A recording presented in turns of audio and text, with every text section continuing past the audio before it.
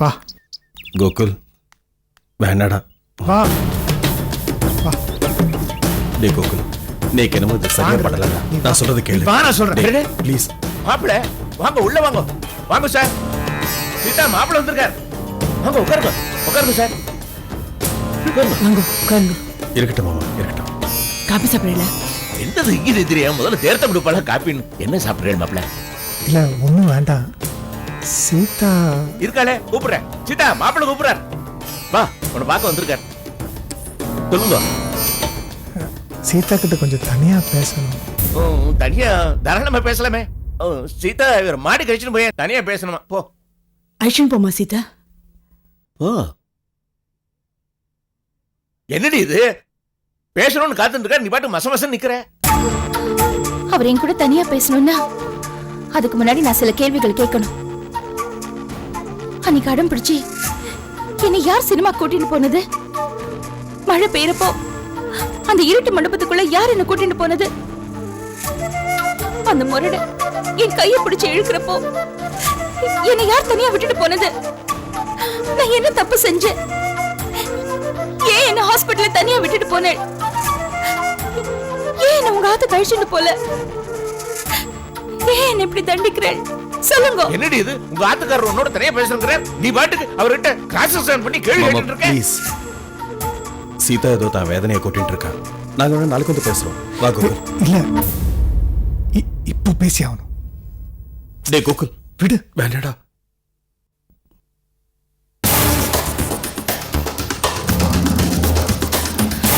என்ன பேசணும்?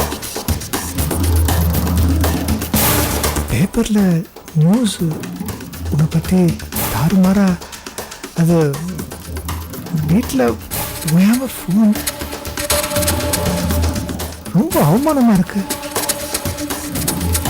அது நீ கருப்பு மெடிக்கல் டெஸ்ட் எடுத்துட்டா.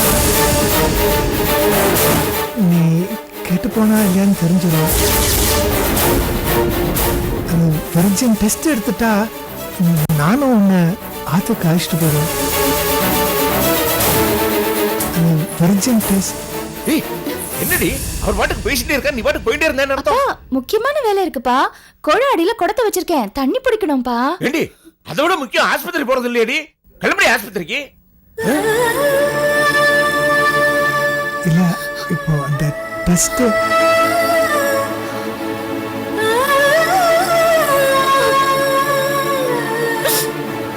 கிளம்படி ஆஸ்பத்திரிக்கு. அவமானமா இருக்குப்பா, அசிங்கமா இருக்கு, செருப்படுத்த அடிச்ச மாதிரி இருக்கு. அவர் அப்படி ஒரு கேள்வியை கேட்கும் போது பலர்னு அவர் அடிக்காம என்ன போய் ஹாஸ்பிட்டல் போன என்னப்பா பேசுறேன் நீங்க? நான் நீங்க பெத்த பொண்ணுப்பா. நான் எப்படின்னு உங்களுக்கு தெரியாதா? நான் அடிக்கடி உங்க கூட சண்டை போடுவேன். அதுக்காக நான் கிட்டு போனவளா? அப்படி நான் கிட்டு போயிருந்தா நான் உயிரோடவே இருந்திருக்க மாட்டேப்பா. என்ன அறியாம யாரும் என்ன தொட முடியாது. நீங்க தெரிஞ்சோ தெரியாமலோ எனக்கு சீதான் பேர் வச்சுட்டேன். நான் பேர்ல மட்டும் சீதா இல்ல, புரிஞ்சுக்கோங்க.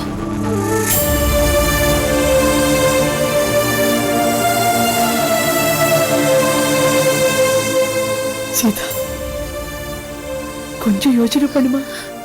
இதுல உன் வாழ்க்கையே இருக்கு. என் வாழ்க்கையே போச்சுமா. எப்ப ஆஸ்பத்திரிக்கு போய் டெஸ்ட் எடுக்கலான்னு சொன்னாரோ அப்பவே என் வாழ்க்கை போயிடுது. என்ன மாப்பிள்ள? அம்மா, அழ வேண்டியவன் நீ இல்லம்மா, நான் கெட்டு போனவளா இல்லையான்னு டெஸ்ட் எடுத்துதான் உங்க பொண்டாட்டிய பத்தி நீங்க தெரிஞ்சுக்கணும்னா நீங்க என்ன அவமானப்படுத்தல, உங்களை நீங்களே அவமானப்படுத்திக்கிறேன். அந்த மாதிரி டெஸ்ட் எடுத்து தான் வாழணும்னா நான் டெஸ்ட் எடுக்க வரமாட்டேன். ஹாஸ்பிட்டலுக்கு நான் வரமாட்டேன். நான் உங்க கூட வாழணுமா வேண்டாமான்னு நீங்க முடிவு பண்ணிக்கோங்க. ஹாஸ்பிட்டலுக்கு போக மாட்டேன்னு நான் முடிவு பண்ணிட்டேன்.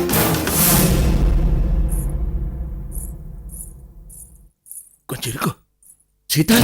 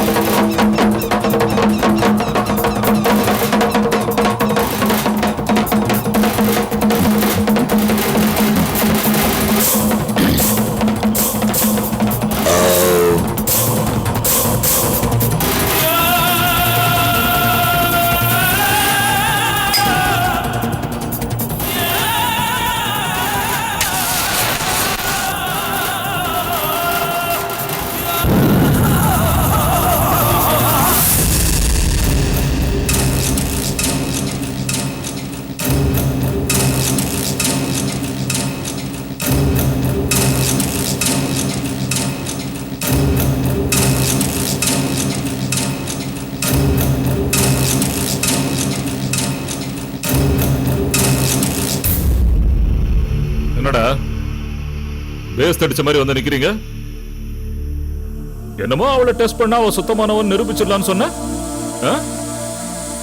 என்னாச்சு? என்ன நான் ஒண்ணு சொல்றேன்னா, அந்த மாதிரி ஒரு டெஸ்டுக்கு எந்த பொண்ணு சம்மதிக்க மாட்டானா. அப்போ அவளை இந்த இடத்துல சேர்த்துக்கலாங்கிறியா? ஐயோ வேண்டாண்ணா, அவளை இங்கெல்லாம் கூப்பிடவே வேண்டாம். அவ இங்க வந்ததுல இருந்து அபசகுணம், துர்மரணம். அவ இங்க வரவே வேண்டாம். இந்த மாதிரி ஒரு பொண்ணுக்கு டெஸ்ட் எடுக்க சொல்றது மகா பாவம்னா. நம்ம எந்த ஜென்மத்துல என்ன பாவம் பண்ணமோ இப்படி எல்லாம் நடந்துட்டு இருக்கு. இங்க பாரு, உன் வாய முடின்று. உனக்கு ஒரு மண்ணும் தெரியாது. அவ தப்பு பண்ணிருக்கா. குத்தமுள்ள நெஞ்சு குறுகுறுக்கிறது. அதனாலதான் இந்த டெஸ்ட் வேண்டாம்னு சொல்லியிருக்கா. இந்த பார், இவங்க 2 பேரும் தலையை தொங்க போட்டு வந்து நிக்கிறத பார்த்தாலே தெரியல. சீதாக்காகவும் மட்டும் இல்ல, கோகுலுக்காகவும் தான் என் தம்பியை வாழ வைக்கணும்னு நினைச்சேன். ஆனா சீதா ஒத்துக்கலப்பா. கடைசியில என் தம்பியோட வாழ்க்கை இப்படி ஆகி போச்சு. இவனை பாருங்கப்பா, யாருக்கிட்டையும் பேசாம இப்படி மௌனமா இருக்கிறது, அவன் முகத்துல சிரிப்பு, இவனை இப்படி பாக்குறது, இவனை இப்படி பார்க்க என்னால முடியலப்பா. டேய், அவனுக்கு தம்பி மட்டும் இல்லடா, முதல்ல அவன் எனக்கு புள்ளடா. அவனுக்கு என்ன நல்லது பண்ணணும், எப்ப பண்ணணும்னு எனக்கு நல்லாவே தெரியும். நான் ஒண்ணு இவனை கைவிட்டுற மாட்டேன். எல்லாத்துக்குமே காரணம் நீதானடா. நான் வேண்டான் படிச்சு படிச்சு சொன்னேன். போயிட்டு 2 பேரும் இப்ப அவமானப்பட்டு வந்து நிக்கிறீங்களே, எல்லாத்துக்குமே காரணம் நீதான்டா. அப்பா இல்லடா, நீ அவன் மேல பாசம் வச்சிருக்க, அவன் மேல உயிரையே வச்சிருக்க. அதனாலதான் இந்த கல்யாணத்தையே பண்ணி வைன்னு சொன்ன. சொல்ல சொல்ல கேட்காம இவனையும் கூட்டிட்டு போய் நீ அவமானப்பட்டு அவனை அவமானப்படுத்தி கொண்டு வந்து நிக்கிற. எப்படி துவண்டு போயிருக்கான் பாரு. இனிமேலாவது நான் சொல்றது கேள்றான். கேக்குறப்பா, கேக்குற.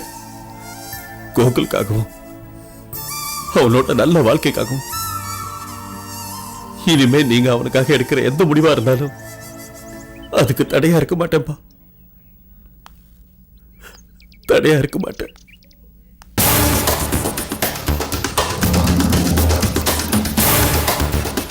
கோகுல், கோகுல், எழுந்து வாடா. கோகுல், அப்பா கூப்பிடுறாருல்ல, எழுந்து போடா. சொன்னா கேளுடா.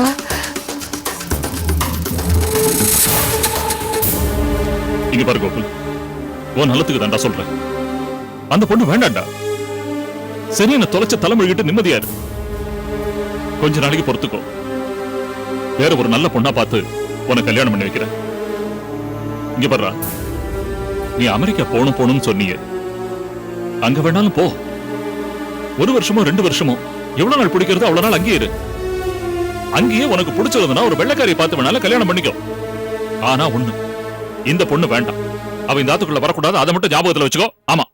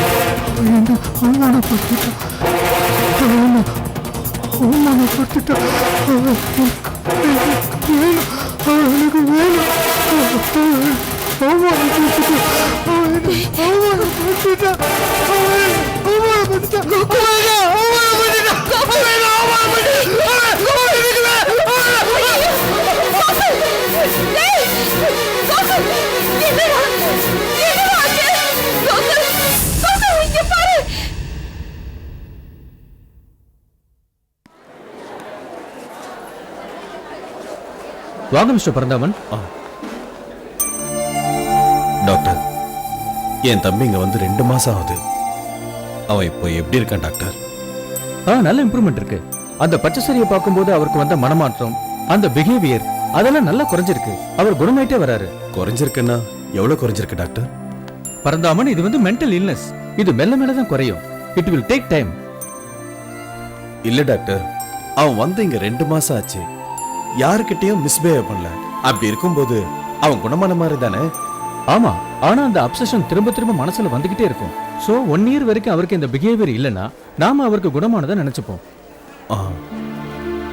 கோகுல பத்தின விஷயம் எங்க வீட்டுல எல்லாருக்குமே தெரியும். ஆனா என்னால சீதா கிட்ட இந்த விஷயத்த சொல்ல முடியல டாக்டர். அத ஃபர்ஸ்ட் சொல்லிடுங்க மிஸ்டர் பரந்தாமன். அதான் எல்லாருக்குமே நல்லது. ஓகே, அதே மாதிரி அவர் டிஸ்சார்ஜ் ஆகி வீட்டுக்கு கூட்டு போனதுக்கு அப்புறம் அவர் பேஷண்ட் மாதிரி நடத்தாதீங்க. அவரை ஒரு சாதாரண மனுஷனா நடத்துங்க. அப்பதான் அவர் நல்லா இருப்பாரு. ஓகே, அப்புறம் அவருக்கு அப்நார்மல் பிஹேவியர் வந்துச்சுன்னா அவரை திரும்ப கூட்டு வாங்க. ஓகே, சரி டாக்டர். என் தம்பியை நான் பார்க்கலாம். ஓ ஷூர், அவர் இங்க தான் இருக்காரு. Thank you. All the best. Thank you. Okay.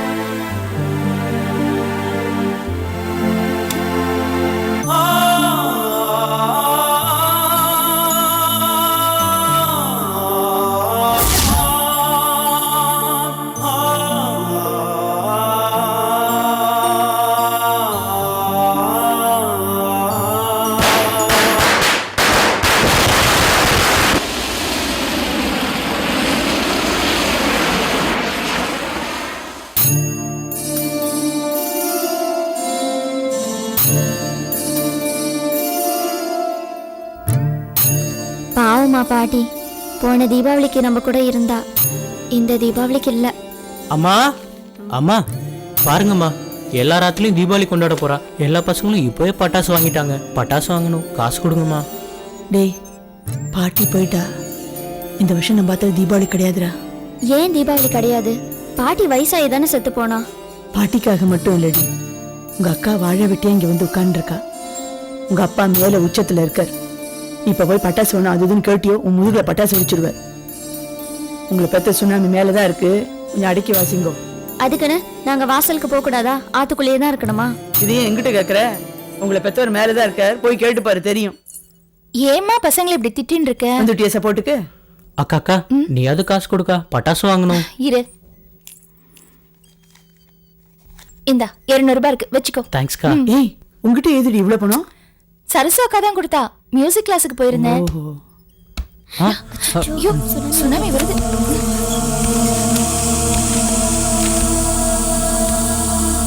என்னைக்காவது மாடி பேர பெருக்கி இருந்தா தானே அவ்வளவு தூசு எல்லாம் திருப்பிட்டு தூங்குறது. என்ன கூட ஒரே கலைவரமா இருந்து திடீர்னு சைலண்டா எடுத்து என்ன நடக்கிறதுங்க? ஓ, குழந்தைகள் அக்குசா படிக்கிறதுங்களா? புக்க நேரம் வச்சு படிச்சாலே மார்க் சைபர், திருப்பி வச்சு வேற படிக்கிறான். இது கூட சொல்லி தர வேண்டியிருக்கு. என்னடா தம்பி, தெருவில் உன் ஃப்ரெண்ட்ஸ் எல்லாம் தீபாவளிக்கு பட்டாசு தூள் கலப்புறாளா? நோக்கும் பட்டாசு வாங்கிக்கணும் போல் இருக்க. மரியாதை கிட்ட கழுது, கால் மேல கால். இந்தாடா 100 ரூபாய், இஷ்டத்துக்கு வாங்கிக்கோ. கண்ட கடையில போய் வாங்கி ஏமாந்து நிக்காதரா. அண்ணாச்சி கடையில பட்டாசு விற்கிறானா, என் பேரை சொல்லு, மலிவா கொடுப்பான். சரிங்கப்பா. அத்தனையும் வாங்கி இன்னைக்கே பஸ்பம் பண்ணிவிடாத. அத்தின் பேர் வருவார் தலை தீபாவளிக்கு, அவருக்கு பாதி வச்சிரு, அவரோட சேர்ந்து வெடிக்கணும். பாவம் எங்க அம்மா போய் சேர்ந்துட்டா. நியாயமா பார்த்தா நம்ம தீபாவளி கொண்டாட கூடாது. என்ன பண்றது? பொண்ணுக்கு கல்யாணத்தை பண்ணி விட்டோம், தலை தீபாவளி வந்துட்டு கொண்டாடி ஆகணும். பொண்ணை பெற்றவளுக்கு சில கடமை எல்லாம் இருக்கு, சில அசத்துகளுக்கு அது கூட தெரியாது, சொல்லி தரணும். வகை வகையா பட்சணம் பண்ணோம், நல்ல பழங்கள்லாம் வாங்கி வைக்கணும். அவகிட்ட 200 ரூபா குடி வாங்க சொல்லுவோ. ரொம்ப சாமர்த்தியம் நினைச்சுட்டு கடையில போய் அழுக பழமா வாங்கிட்டு வருவோம். அவ மூஞ்சி மாதிரி. தலை தீபாவளி ஹீரோயின் எப்படி உட்காந்துருக்கு பாரு, அசோகன சீதா மாதிரி. மாப்பிள்ள வரும்போதாவது பளிச்சுட்டு இருக்க சொல்லு, இப்படியே உட்காந்துருக்க வர மூதேவி மாதிரி. அப்பா, மூதேவி உங்க எதிரிலேயே நின்னுட்டு இருக்கா, நேராவே சொல்ல வேண்டியதானே? நேரா பார்த்து பேசுறேன், எனக்கு பத்தின்னு வருது. சாந்தமா பேச முடியல, அதுக்காகத்தான். சீதா, சீதா, சமந்தியாத்துக்கு போகும்போது நானும் கூட போனாதான் முறையா இருக்கும். முறையா இருக்கும். ஆனா ரோட்ல போறவன்லாம் என்ன முறை பண்ண? 25 வருஷமா இல்லாத பழக்கம் என்ன புது பழக்கம்னு கூட யாருன்னு கேட்டாலும் காப்பான், என் மேல சந்தேகப்பட்டு. அப்பா, நீங்களும் அம்மாவும் சேர்ந்து போனா விஜயும் த்ரிஷாவும் போற மாதிரி இருக்கும்பா. வேணும்னா உங்க பின்னாடி டுயட் கூட பாடுறோம்பா. வாய் கிழியுது, இது ஒண்ணுதான் குறைச்சல். இவளை பார்த்தா திரிஷா மாதிரியே இருக்கு. அசத்து அசத்து. சரி, நான் வாசல்ல நிக்கிறேன். இப்படியே வந்துட போற அசமஞ்ச மாதிரி சம்பந்தியாத்துக்கு போறோம், நல்லா பளிச்சுன்னு வர சொல்லு. சொல்றதுதான் சொன்னீங்க, விஜயும் திரிஷா மாதிரி. அழகா எம்ஜிஆரும் சரோஜா தேவி மாதிரி. எம்ஜிஆர் கூப்பிடுற சரோஜா தேவி. ரகு, கீதா, இந்தா பட்டாசு வாங்கிக்கோ. உங்க அப்பா கிட்டே என்ன பட்சம் என்ன பழம் கேட்டுட்டு போ. அப்புறம் அதுக்கு வேற ஒரு கத்து போடுவேன். சரிம்மா. சீதா, என்னம்மா? நாங்க சம்மந்தியாத்துக்கு போறோம். அங்க என்ன வரவேற்பு கிடைக்குமோ தெரியலம்மா. நீ பாட்டிட்ட நன்னா வேண்டிக்கோமா. நாங்க வர வரைக்கும் நீ இங்கேருந்து நகர்ந்துடாத. நன்னா வேண்டிக்கோ. எப்படியாவது மாப்பிள்ளையோட வரணும்னு வேண்டிக்கோமா. எனக்காக வேண்டிக்கோடி. ஏம்மா, அவரை நம்ம ஆத்துக்கு அனுப்ப மாட்டாளா?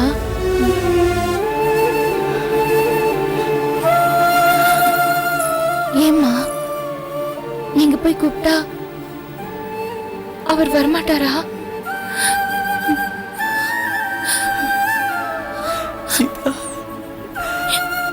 சீதா, மனசுல இவ்வளவு ஆசையோட இருக்கேடி. ஆனா வாழ வேண்டிய பொண்ணு இப்படி தனிமரமா இருக்கேடி. நாங்க அவ கையில கல்ல விழுந்தாவது எப்படியாவது சம்மதிக்க வச்சு மாப்பிள்ளைய கூட்டின்னு வந்துடுறோம். தைரியமா இரு, பாட்டிய வேண்டிக்கோ. மாப்பிள்ளை வந்துருவாரி.